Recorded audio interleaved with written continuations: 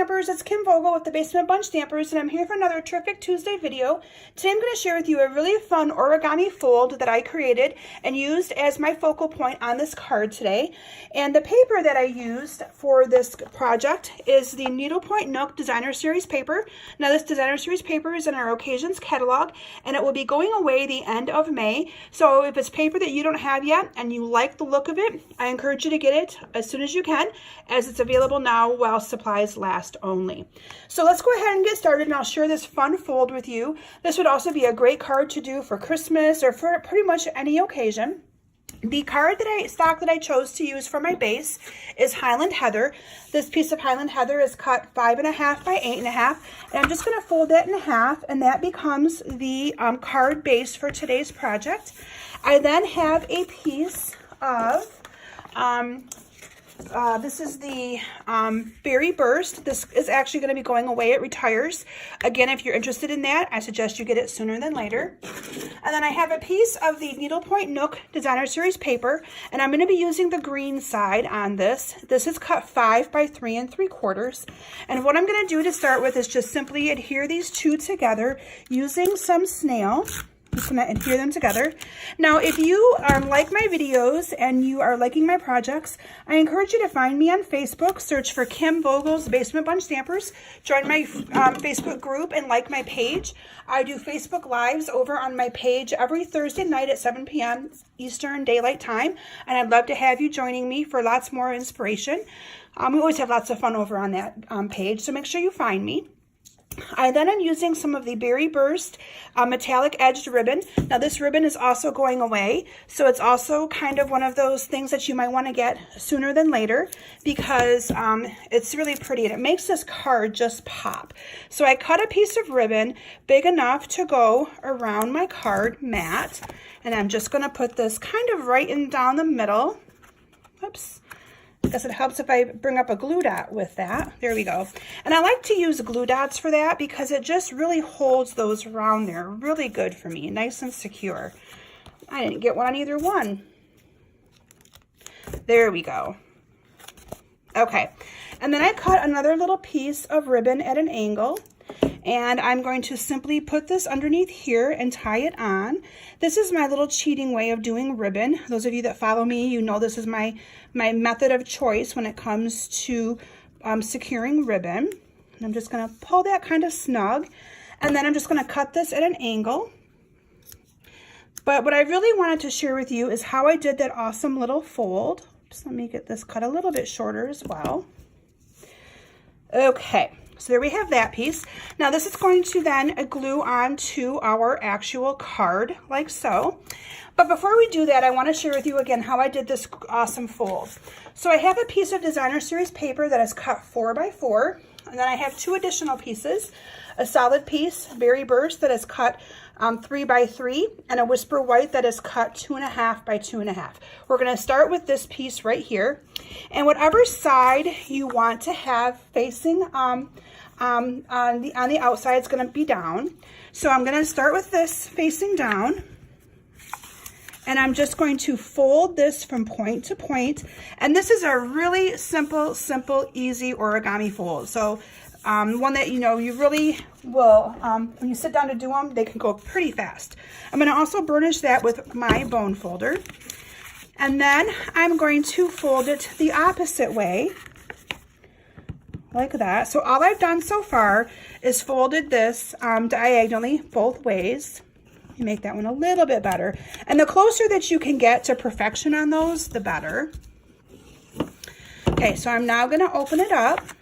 Okay. Just like that.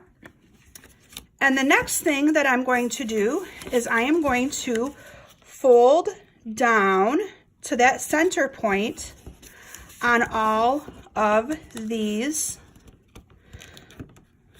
Isn't that cool? And again, I'm just folding down to the center point, as close as I can to the center. So if you've got lots of Designer Series paper left over, this is a great technique in which to do so. So right now we have it looking like that. And again, I did that main fold to get the center point. When I folded it in half on the 2 diagonals, my whole point was to get the center point so that I knew where to fold these up. I hope that makes good enough sense for you guys. So once you have it folded like that, you're now going to take these points and you're going to fold them back over, and you want to get this line lined up with the center line right here, and you're just going to fold that back like so. I'm doing my video standing up, so I'm normally a stamper who sits down, so I'm hoping that my lines are working okay here. If they're a little off, bear with me. Actually, it looks pretty good. So there you have the awesome little fold. You get that one down a little bit. Isn't that so cute? So from there, what I did is I adhered this folded piece down to my berry burst. This is the measurement of 4 by 4. So I'm just going to put some adhesive, and I want this to stay really, really good. So I put some adhesive all the way around it on all 4 sides. I'm just going to stick this down to my 4 by 4 piece. And then what I did with my 2.5 by 2.5 is I opened this up, and I wanted to have a spot to do some stamping. And so I'm going to adhere this 2 by 5, or sorry, it's 2.5 by 2.5 piece into here like that. Look at how pretty that is. So from there, what I did with my card is I used the sentiment from the Dear Doily, the Just For You, and I stamped it in Berry Burst ink, punched it out with the 1.5 inch circle punch, and then I used the 1 3/4 inch circle punch, and I punched out a piece of Berry Burst cardstock. Now the 1 3/4 inch circle punch is going to be going away, so if you don't have that one yet, I suggest you get it ASAP so that you have it for your collection. And what you could do is you could also just do a little bit of stamping inside of here. You wouldn't have to actually add that if you didn't want to.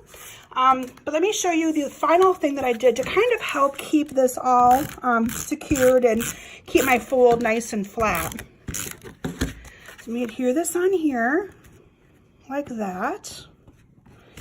And then finally, this piece is going to be getting adhered onto my card, okay?